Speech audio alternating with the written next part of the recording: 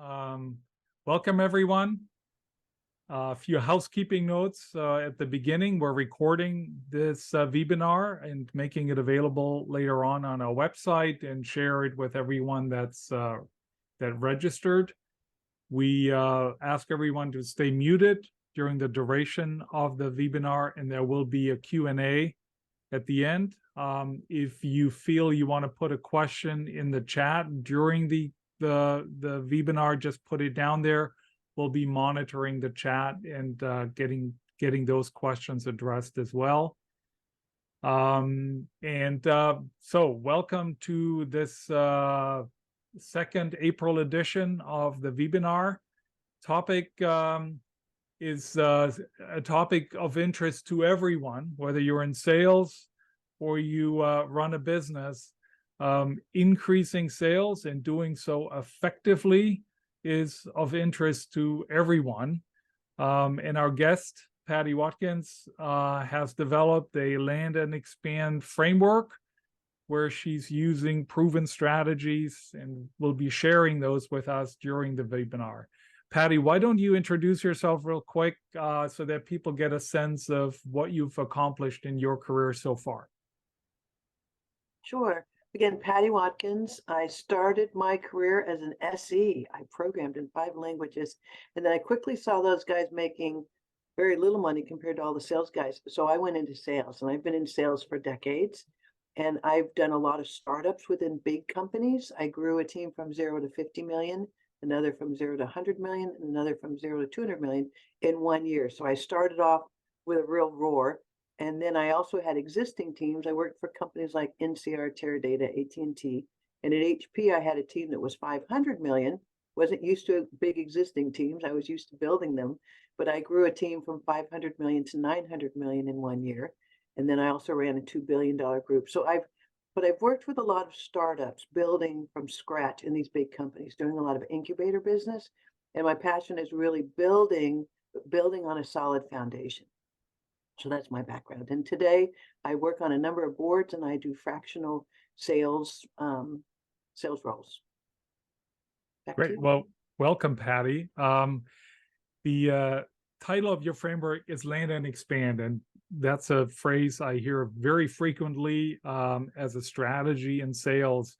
But we shouldn't be assuming that we all know and all think that what it means and we're all aligned on it. So what is your definition of what land and expand actually means? So as a premise for this conversation, land and expand, to me, land is the first opportunity that you sell within an existing customer. So your first deal at, Google is your land. The expand is every single add-on sale. If it's more users to that one customer, if it's, new locations, those are all expansion land to the initial sale, which is the land. That's my definition. Okay, wonderful. So the land and expand framework, as we will learn, includes 6 strategies. But before we start talking about those strategies, what do you mean by framework? Can you tell us more about what that means and for your book and for your approach? So thanks for asking that. So the book is the 6 simple strategies, and the 6 simple strategies to land or to grow your top and bottom line. To grow your top and bottom line, your profit and revenues, you could do 100 different things. But throughout my career, it was like, Patty, stop. Just pick 5 or 6 things and focus on those. So that's what this book does. It focuses on the basics, the fundamentals, the most important things, the table stakes that everyone should do to be able to grow their top and bottom line. So there's 6 fundamentals. They spell out expand, and we'll elaborate on each one of those, EXPAND. But what I will also say is this is a warning. You're not going to learn 6 new things you've never heard of before. You're not.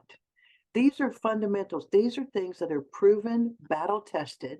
The great thing about them is literally you could leave today with these 6 strategies and implement them.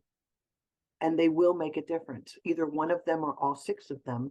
And the best part about it is no matter what size company you are, They can be at low or no cost. So these are the 6 fundamental proven strategies. Okay. Well, on the back cover of your book, right, you share your reasons for writing the book, or the goals that you had in mind. You talk about um, the the research that went into it. You talk about the real life experiences and the things that readers can put to immediate use in their business and in their approach. So with those 3 goals in mind, why do you propose here that we focus on existing accounts with the expansion strategy?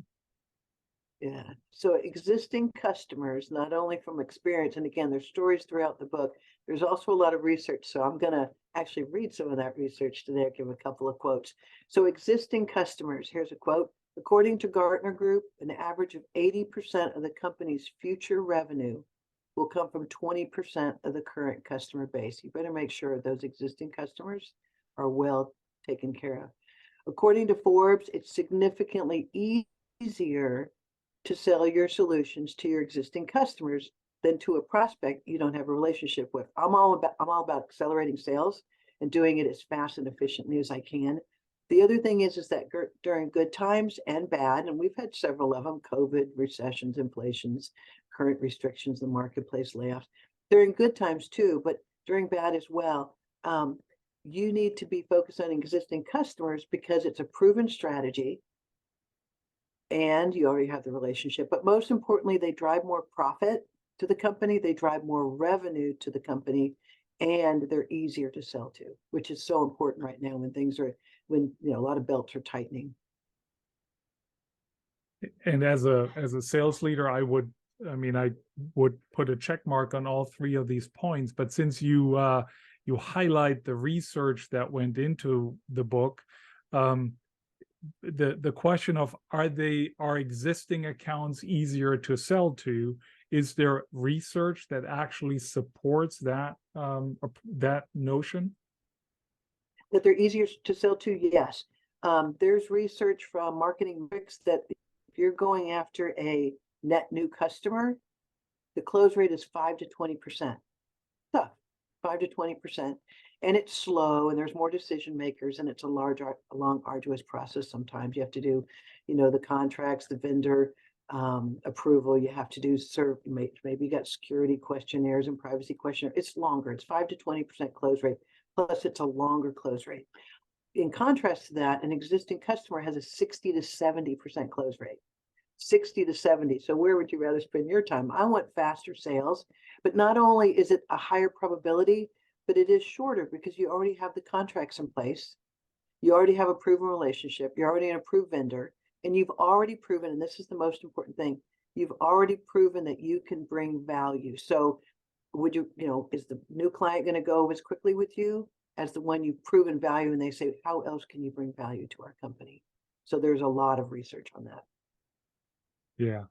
Let's start talking about those 6 strategies. And just to start us out, let me share here the whole framework. And maybe before you start talking about the first strategy, the E, just walk us through those 6, and then I'll stop sharing the screen again, and we'll focus on the you and as a speaker again. Okay. So, the key is that in good times or bad, a lot of people look at this as how to recession-proof your sales. This is the sales framework, the land and expand sales framework. First, you have to land, but the 6 strategies, again, the foundational ones that are critical table stakes. E is for exceptional customer service and customer experience. Customer experience is the foundation. Without that, the rest of it is moot. And then how am I going to grow? How am I going to expand? That's critical through upsell and cross-sell. P is how do I promote my product? How do they know what you have to sell, cross-sell and upsell? A is align. You need to align with your customers. We'll get more into that, but things like account business plans and really understanding your clients, making sure that you meet in quarterly business reviews, again, to align and make sure you each understand the direction that you're going in and how you can better support each other. N Net Promoter Score, and customer satisfaction surveys. The foundation of this is find out what's working, what's not, and how can you better serve your customer. It is a customer sat survey. We'll get into it later, but it doesn't have to be anything elaborate. I have a lot of clients who say, early stage startups, oh, we're not ready for that. The most important thing is when you come out with a new product is to ask what's working, what's not, and how can I improve my product? So there's more to that, but that is a super, super important one. And then the key is, since exceptional customer service and experience is the most important thing, you need everyone in your company thinking about delighting your customers daily. And the arrow that goes down to referral selling and the arrow from the E that goes down to referral selling, when you do those two things, you are going to get referral sales. Referral sales helps you land more customers. So it's a whole cycle. Referral selling is the best sales strategy, the highest probability of close of any sales strategy. It is phenomenal. And we'll talk more about that later too. But it does all feed into itself. But exceptional customer experience and delighting your customers daily are table stakes to get referral selling. And everything in the middle are foundational things that every company needs to do. There you go. Great. Thank you, Patty. Now let's dive deep into the E, the exceptional customer service. And let's keep the 3 goals in mind, because I'd love for you to share the research that you've assembled, because the proof is in the pudding. You know, while we might all believe that exceptional customer service is a foundational strategy, let's have the stats and the numbers and the research speak for itself. Floor is yours, Patty. I'm going to start with why customer experience is so important. I think everyone on this call knows why it's so important, but I'm just going to drive the point home with some more of that research. So this was a study, the Future Customer Experience Report by PwC. They surveyed 15,000 consumers and found that 1 in 3 customers, 1 in 3, will leave a brand they love after 1 bad experience. That should shake everybody. 1 bad experience. Now, what's worse than that is what they found in the same survey is after 2 to 3 bad experiences, 92% will leave. So customer experience is so vitally important. The other thing is, now with SaaS, for many of us, it's got to be sticky, but it's not as sticky as it used to be. And if you don't have exceptional customer service and you have 1 bad experience, you could lose a significant portion of your base. 2 to 3 bad experiences and 92% could leave. So that's huge. Another study by American Express, they did a customer service barometer, found that more than half of Americans scrapped a planned purchase because of a bad service, 50%. Another one by Harvard Business Review said average Americans lose 50% of their customers every 5 years. 2/3 of them were cited due to bad service. Another study, this one was by Accenture, showed that the US estimated lifetime cost of customers switching is $1.6 trillion. So customer experience is vitally important. The other one that's really important to note too is customer experience is important, but Gartner Group had stated that over 89% of companies believe that customer experience is the foundation. It's the most basic part of their business. So we all need to be doing this. If we're not one of that 89%, we're out of the loop. So the key is customer experience. Delivering an exceptional customer experience is the foundation for the whole model. Every company has to do it. And it's important for new companies, as I mentioned, because you want to test and make sure all of your customers are excited, delighted working with you, because those are the ones that are the cornerstone for you to get referrals. They're the ones that are going to give you expansion revenue, and you need to hold on to every single customer that you have. 1 bad experience, losing 33% or 33% would leave. If 2 or 3 bad experiences, and when you're new, everything needs to be focused on the customer. It needs to be, everyone in the whole company is thinking about it. What you need to do when you sell someone your product, woohoo, you sold the sale, ring the bell. and then you move on to the next one, that's the disaster. What you need to do is make sure you've alleviated their pain, you've met their outcomes. And if you've done that, then you have the opportunity to upsell and to cross-sell. If you haven't met their needs, you failed. So that's super important. You need to have a relentless focus on this. And again, in SaaS, it's paramount because it is a model that has high churn in it. So again, table stakes for this one, exemplary customer experience. That's the focus and foundation of every business. And just think, if you don't, one bad experience could lead to 33% loss of your customers leaving you. So that's really the key there for customer experience. Make sure that you have customer loyalty and retention, because one of the things I didn't mention earlier is that there's studies done that show that your average customer's lifetime value is 10x their initial purchase. When you think about 10x your initial purchase, you want to make sure that that first purchase, the land, drives additional sales. And so making sure you provide exemplary experience, customer experience. And then the other question to ask yourself is, are you better than your competitors? Because 89% of them are competing on customer experience. Are you better? So that's the overview for E, for exemplary customer experience. Well, those are definitely powerful statistics and research. So thank you for sharing that. Let's move on to the X, the next strategy. What does X stand for? X. I cheated a little bit. It's expansion. The expansion. Expansion, revenue, and cross-sell and upsell. So again, you've landed the customer. That is where you have to start. You've got to provide exemplary customer experience. And when you do that, here's your opportunity to upsell and cross-sell. Here's some quotes. On average, loyal customers are worth up to 10 times. I mentioned that before. That's huge. So what are those upsell, cross-sell opportunities to help get to that 10 times lifetime value or growth? It's been shared that Amazon generates more than 35% of their profits through cross-selling. Last time you went to Amazon, when they said people who bought this also bought that. Are you doing something like that in your business? People who bought this product also bought that one. And then we also talked about getting new logos, 5 to 20% close rate, whereas existing businesses upsell and cross-sell is 60 to 70%. So again, I'm spending my time there for a number of reasons. The key is that the customer needs to trust you.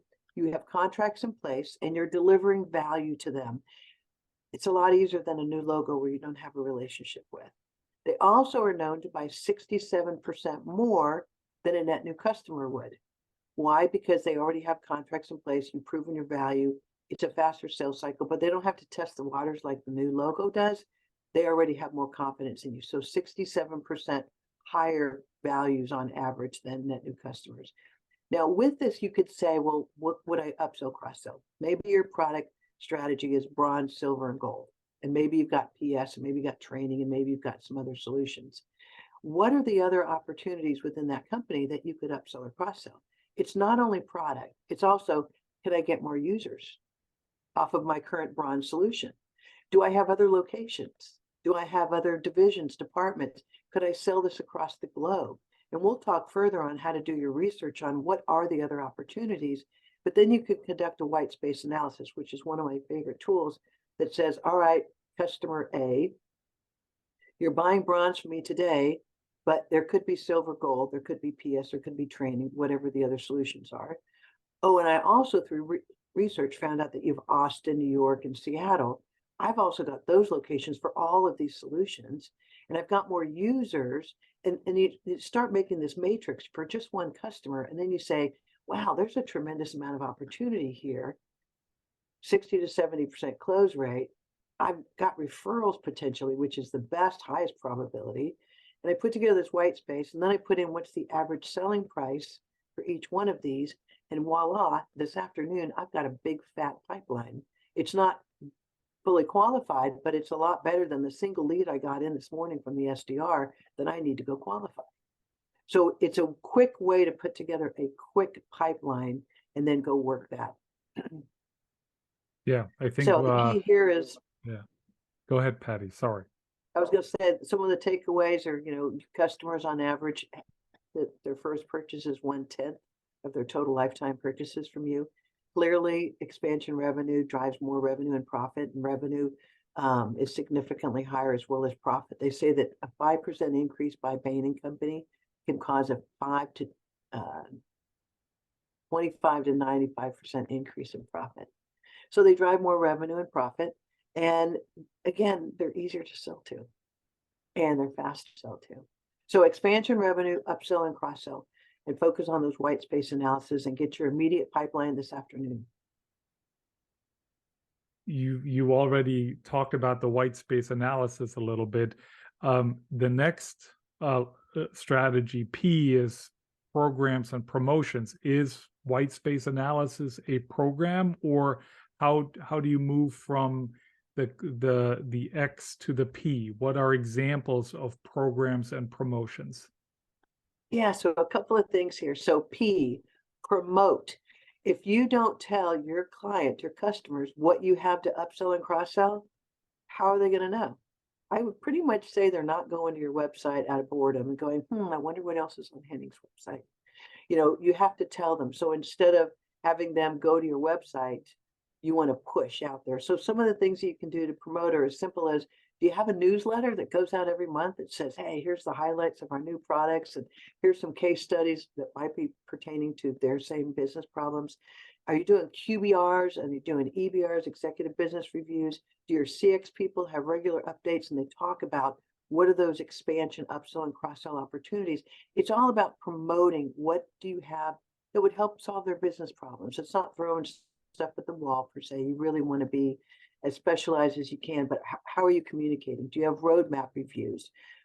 Again, how good is your website? If you can get them there, you got to, push them to the website, because you don't want to have them pull everything off themselves. As far as promotions and programs, those words can get blurred a little bit, but it's not that relevant. The promotions are typically, from my perspective, short-term in duration. So a promotion is something that's something like, this quarter only, we're going to run this promotion because we have this new product and it's a try and buy program, or we've got this new program and it's a bundle and it's only available this quarter. The cool thing is it creates a compelling event that says this quarter only, and maybe I can drive up this quarter's sales. It might be a promotion that is a holiday sale. It might be a promotion that is a group promotion. I'm going to do this for this particular group. It might be special discounts and promotions that are run, but there's a multitude of promotions, typically short-term in duration, with a date, a compelling event. A program, on the other side, tends to be something that's going to run all year long. It might be a loyalty program. As you buy product from us, we'll give you points that you could apply towards discounts or additional products in the future. Training programs, referral programs, such that if you give us a referral, we'll give you points and you can apply them towards training credits. It might be a customer advisory board. It might be a user group. It could be group discounts to, I'll just make this up, AAA. But it's something that's longer in duration. But again, all of these are opportunities to create loyalty, referrals, upsell, and cross-sell. The bottom line with P is you've got to tell your customers the other products that you have. You've got to let them know. You've got to promote them through words, formal or informal, it doesn't matter. It can be low or no cost, but you need to get the word out. That's the most important thing. Because again, if you don't tell them, who will? Yes, and obviously these programs and promotions are broadly, if you have a newsletter, for example, broadly published, and that really leads us to the next strategy, which is A, stands for account business plans. I am, after reading the book, I assume it really means that you don't just randomly throw stuff out, but you have a plan for each account on how to upsell, when to upsell, and what really makes the most sense for each one of the clients that you've landed. Yeah, I've worked with a lot of really big companies, and we have billion-dollar accounts, and you're going to have a strategic account plan with that customer so that they know what you're doing, you know what they're doing.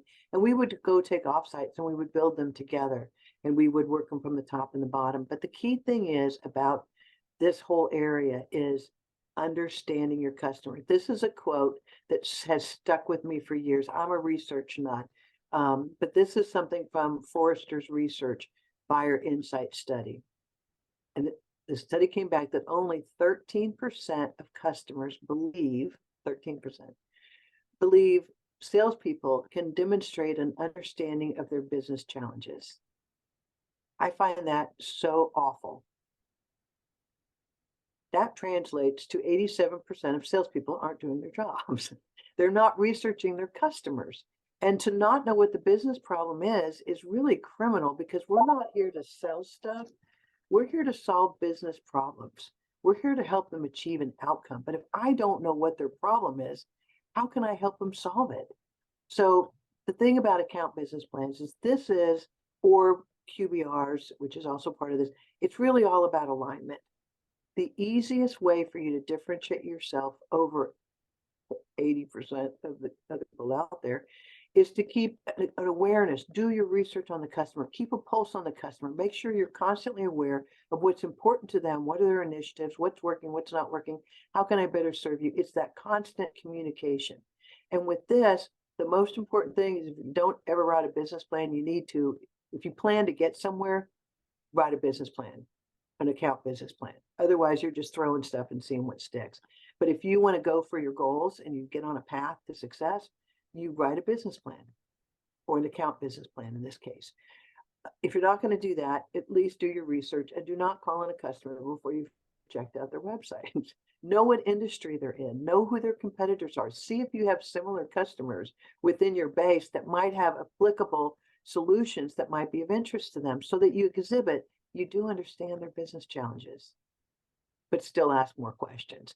So in an account business plan, you're probably going to have a customer overview. And the good thing about an account business plan, it's not just for the account manager, it's for the PS people, it's for the support people, it's for everyone in the organization, the consultants that support this customer. We all understand through this account business plan, the customer overview, the top initiatives. That's really important. And you understand what their business problems are.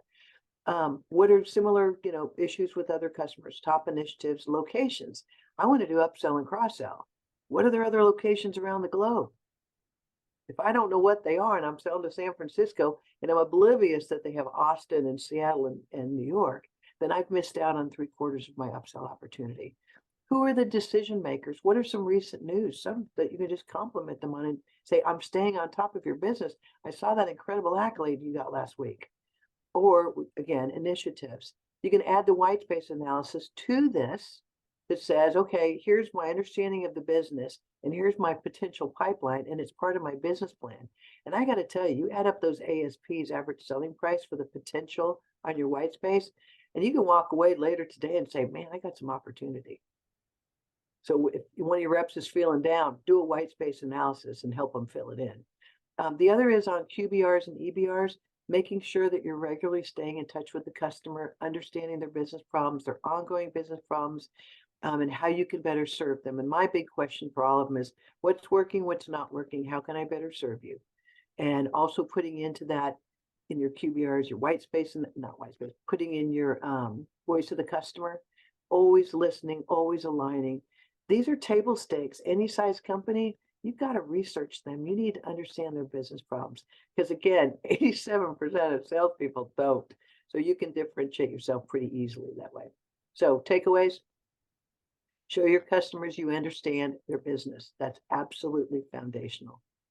Make sure that you understand you're meeting their needs, meet with them regularly. If you're not meeting their needs, find out now so that you can solve them before you come up to the renewal and they say, you guys have been so unresponsive for 6 months. We've had this problem for a month and you've done nothing.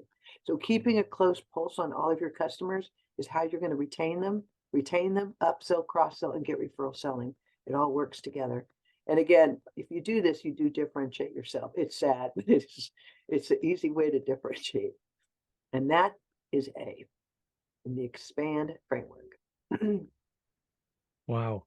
Let's move on to the N. You already hinted that N, as a net promoter score, is something that startup founders, smaller companies sometimes question whether it's applicable to them. Talk to us how it's important for large companies, but also for small ones. And that's what's so important here. A lot of people look at this when they go, oh, not me. We don't do NPS. That's for big companies.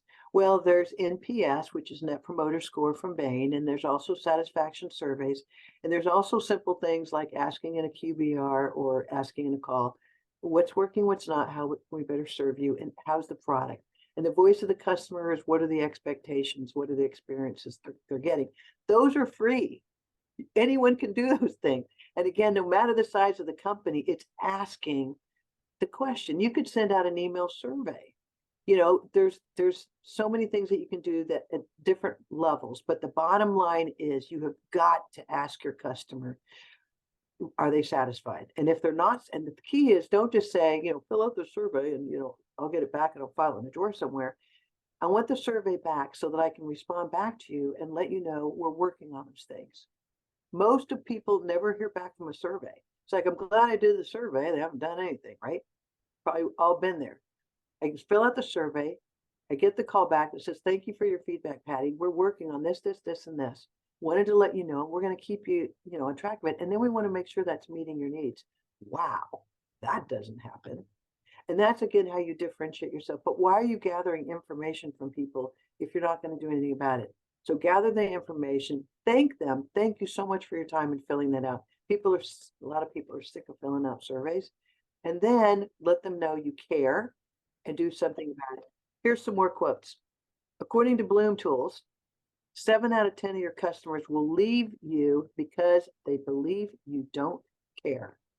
How easy is it to show them we care about what you think? Say the words. I mean, again, everything in this book is foundational. It's obvious. It's simple. It's proven. These are table stakes. These are things, 6 easy, simple things that we all need to be doing.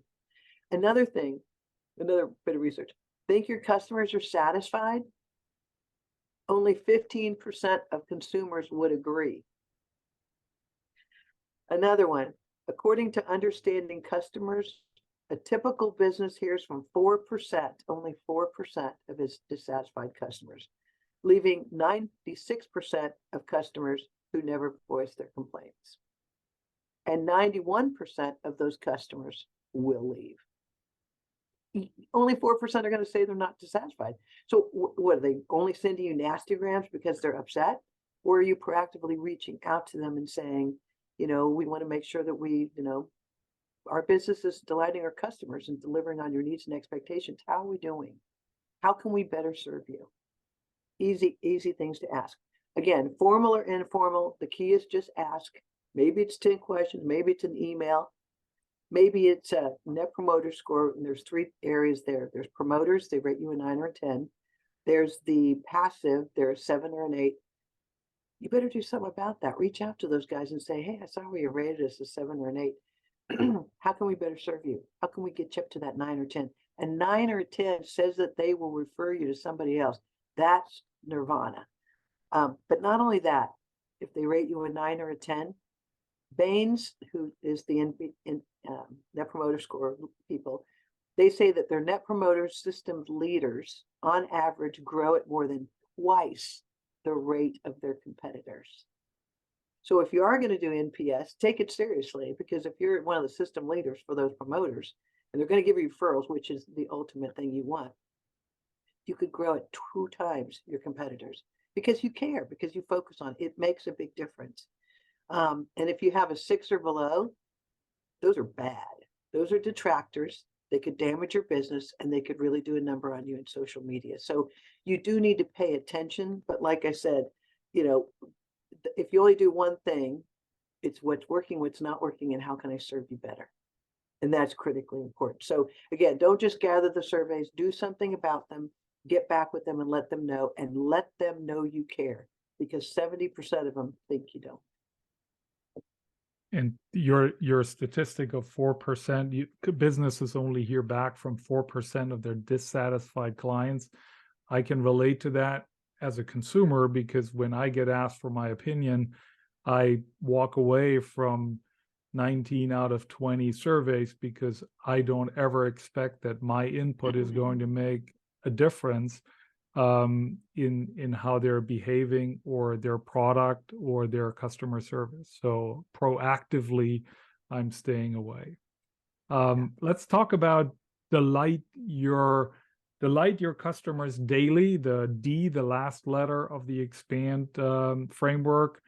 So what are examples or what are good ways to delight clients? So there's many ways to delight your customer, but first let me start out with every single interaction that someone has with your company, part of the CX, impacts their perspective of you. And delighted customers buy more. Customers who are not delighted don't buy more. So it's kind of binary. You need to delight them every day. Think about your kids in school and they bring home an A and you are elated. You did a phenomenal job. You got an A. That's great. And then think about when your kid brings home the B and you go, well, that's really good, honey. But, we need a little bit of improvement and we'll get you to that A. The C is you're not really trying very hard. Okay, well, maybe there's different perspectives in your family, but that was how it was growing up in mine.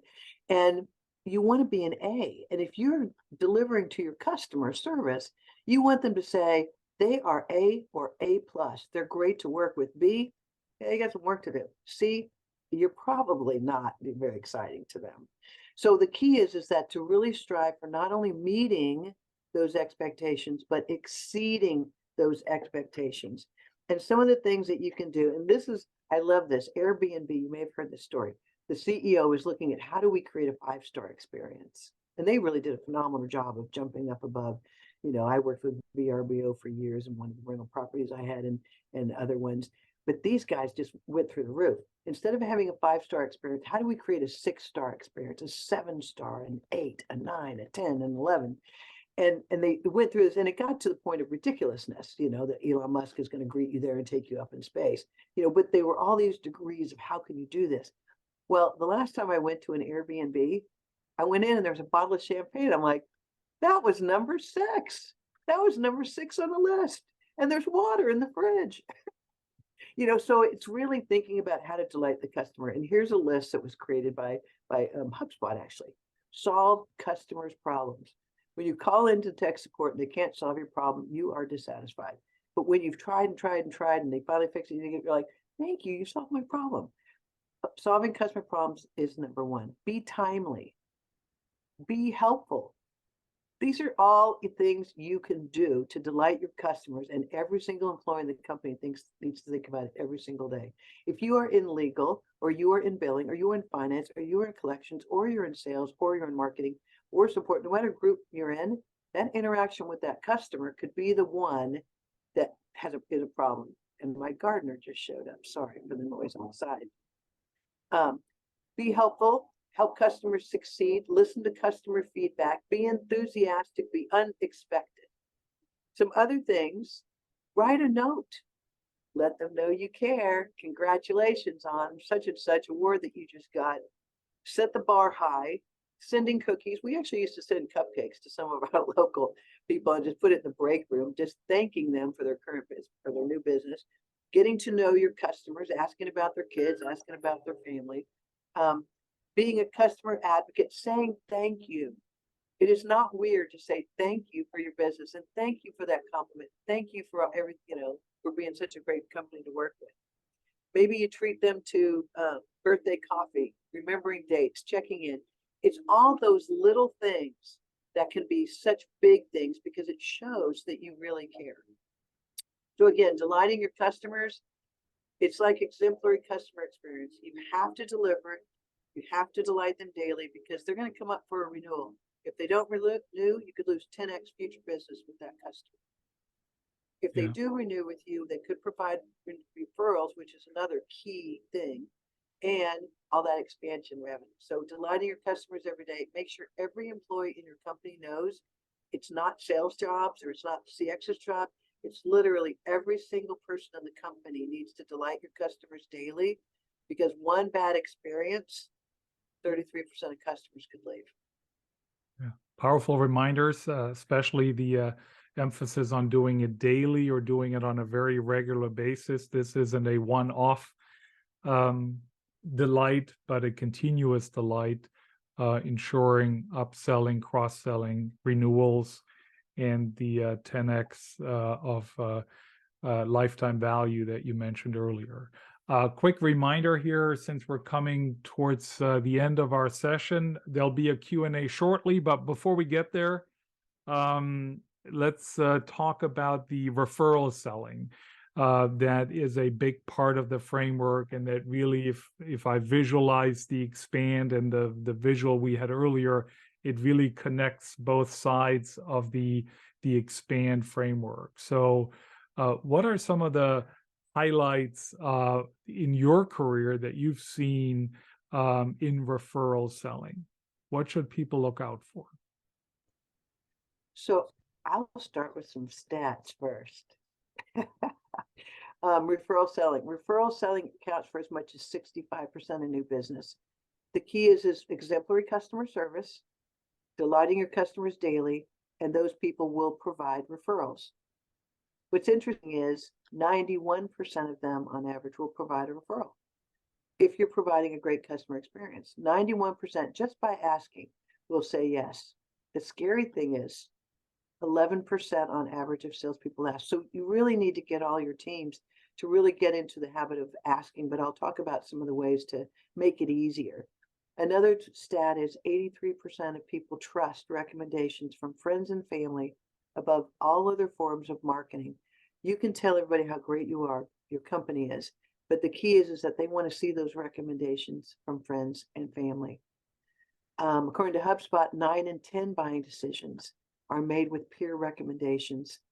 And another great stat is sales reps who actively seek out and exploit referrals earn 4 to 5 times more than those who don't. Referral selling can be 65% of your business. It's a great way to get the land. And it's a lot easier to get the land when it comes from a referral than it is to get from a cold call. So it really is the pinnacle of exemplary customer support and delighting your customers is referral selling. If you can base your whole business on referral selling and never have to do another cold call, that is the ultimate. One of the things that I would do is, when do you ask someone for a referral? Don't ask everybody. That's, it's not comfortable. But if someone gives you that NPS, Net Promoter Score of 9 or 10, that says, would you be willing to refer my customer? Perfect time to say, hey, would you be willing to refer us to, to these other departments or divisions? And I know, because I did an account business plan, that they have Seattle and New York and, wherever else, Austin. So I know what those locations are, and I can say, would you be willing to give me a referral over to the Austin location? I looked up, the decision maker looks to be John Doe. Is John Doe the right guy? If you've asked for a referral and they say yes, because 91% of them will, they will. However, they're busy people.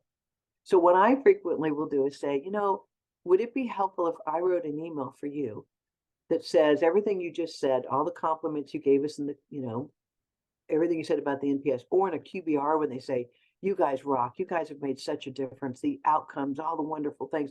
In a QBR is a great time to say, oh, our business is based on referrals. Would you be willing to refer me down to John Doe down in Austin? So look for opportune times. If they're in your customer advisory board, if they've given you testimonials, if they've given you quotes, if they've said something complimentary, you're at lunch or dinner and they say your company rocks. Whenever you hear a positive piece of feedback, then you can say, would you be willing to be a referral for us? Our business is based on referrals. And they say yes, 91% of the time. And then I typically, to make it easier, say, would it be helpful if I wrote that email for you? And I'll write everything you just said, but I'm only going to draft it for you. I'm only going to draft it because I want it to be in your own words, but would that help you? And I don't know about you, but I love it when someone gives me a draft, because then I can change it very quickly and I'm done, versus a blank sheet of paper. So I write up something, don't write too much, but use their words. I send them over the email. Now, they feel guilty. They said yes, they were too busy. They couldn't have done it on their own. But now they've said they do it. You gave them an email, you did the work. Chances are very high that email's going out. And you've just created that warm lead to John Doe down in Austin. So referral selling, again, if you focus on it and do it at the right times, it can be a phenomenal tool to explode your sales. There's actually in the book, there's lots of templates, but there's another one on make a list of who might be potential referrals and track it. So that you're constantly, when do I ask? What do I ask? How do I ask? And I have a library, HubSpot has a library too, of these referral letters that you can leverage. So there's a ton of resources out there to help you do it. So that's referral selling. Customers trust the recommendations, and referral selling is the highest close rate sales strategy available. And if you focus on it, salespeople are 4 to 5 times more. That's powerful. And just as a reminder, what's the close rate on a referral sale? You know what? I think it's 65% close rate on referral sales. That's a powerful number to keep in mind. So let's move on to Q&A. Just unmute yourself if you have a question, and maybe to make it a little easier, Andrew, if you kick us off with either a question or something you saw in the chat. Thanks very much, Henning. Patty, wonderful. Love your insights and pearls of wisdom. I feel I've grown up in the world that you're describing. So just a question about personal, relationship-driven, customer-driven, the manual approach versus automated.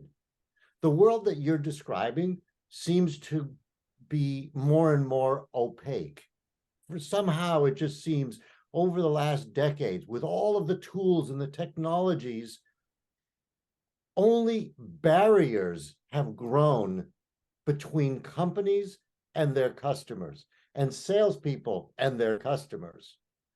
So I'm just curious, kind of with your perspective, this personal, manual, relationship-driven, asking, being engaged with the customer, versus where we actually are today, from my point of view, with the tools and the bells and the whistles that have removed customers and salespeople from their customers. Do you know what I'm referring to? So what's your perspective on automation, tools, the so-called productivity tools to help scale and improve efficiency? But to me, it's the reverse. So while my gardener's sorry, I kept putting it on mute. So you think about product-led growth, okay? We think about product-led growth and we say we have to have an exemplary experience. Your product has to have an exemplary experience. Bottom line, that's the whole premise of PLG. Then how do you do upsell and cross-sell? Same thing. Within PLG, you need an upsell cross-sell. You need the product to actually show what those upsell cross-sell opportunities are. So to your point, yes, you're automating it in your PLG strategy. PLG, product-led growth, different than sales and marketing, and this clearly can be sales or marketing, what you heard today, but it's also PLG. I need the upsell cross-sell in my product. Promote it. You promote it through your product. You're not removing, you're just putting in a different place, sales and marketing. I still have to promote in my PLG. Absolutely, because I want to automate that. And that's the movement away from SaaS to PLG. Now, when I say account business plans and customer and QBRs, you still need to be aligned with your customers. It's really important that you know who your ideal customer profile is, who your persona are, who it is, who you're aligned to. You need to make sure that that product can do that you are absolutely aligned to the customer. Net promoter scores, and again, as I said, it may not be an NPS. A lot of small companies don't use it. A lot of big ones that I work for did, but customer surveys, that's built into the product. You have got to ask every single moment, not every moment, but all the time, if the customer is satisfied. I can put in the 5 stars. I can put in the 3 stars. What is your feedback on this product? I get it all the time on a lot of the software apps that I use. What is your satisfaction with this product? Send us a note. Would you refer us to others? When was the last time you got one of those? And when you went to the whatever appointment and afterwards they said, would you refer us to someone else? So you're still doing the in or the satisfaction survey and delighting your customers daily. That is built into PLG if you're going to exceed. So is that what you were thinking? Yeah. It's still relevant. It's just, is it product-led growth? Is it sales-led growth, or is it marketing-led growth? Every single one, like I said, There's so many things you can do about so much, but you want to upsell, cross-sell, land and expand. This applies to sales-led, market-led, or product-led. Okay, Thank Tracy, you unmuted Yeah, yourself. just a comment in support of what Patty's saying, and there's some overlap in our backgrounds. Is two things, I think. You know, PLG is here. It's cool, right? So, and as an enterprise person, I saw PLG and got all excited. A lot of my peers did not. At the end of the day, the common denominator on how you sell, what the selling experience is like, is passion around the solution and what it's fixing, what's it solving for, right? So you go back to root cause, people. Are you hiring transactional people that have just taken automation and put it on autopilot and aren't engaging? And that's what you feel as a recipient of that automation. You have the wrong person, you know, selling something, because you can't put anything on autopilot anymore. And if you have a solution of any merit or cost, even, the engagement experience is everything. So there's new, just look at automation around teaching, you know, new kids, XDRs coming out of college, to use some of the writing tools. They may not have that gift to engage a little better in that outbound outreach if it's net new. So that the message with training and coaching, so they're taught to engage at a different level. Transaction selling is dead. Automation put a fork in it, right? We get those emails, delete. It's not going to work anymore. And everybody knows that. And current conditions have made that accentuated. So you have to change how you manage this process, and the, you know, agile response to how buyers are changing. But I want to switch to NPS because I'm a big fan and used to run Customer Gauge, which is the enterprise platform for NPS globally, and built that team. The thing you got to remember about NPS, everybody says, oh, it's too complicated, the system's too difficult, little companies, it costs me money. You can do it for free. There are a lot of free tools. The reason you should even get young, early companies on NPS is because the street pays attention to NPS. So, and it takes time to build NPS scores and satisfaction, but it's a score, and the street loves a score. So if you're a young company that wants a good valuation, and everybody that you're having conversations with about your valuation say, oh, I see you do NPS. What's your score? And where are you in the range? You know, software might be in the mid-70s, would be very high for Net Promoter. You tell a founder that, man, they're on NPS like crazy. What do you think Pavilion uses?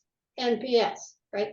So Pavilion is not a big organization as a team, but they live in Manhattan, right? They're going to pay attention to what the street's paying attention to.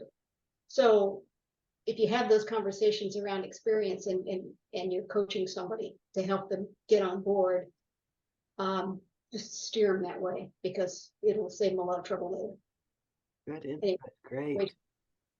Thank great you. topic, Patty. Thanks. Great. Well, thank you, Tracy, for sharing that.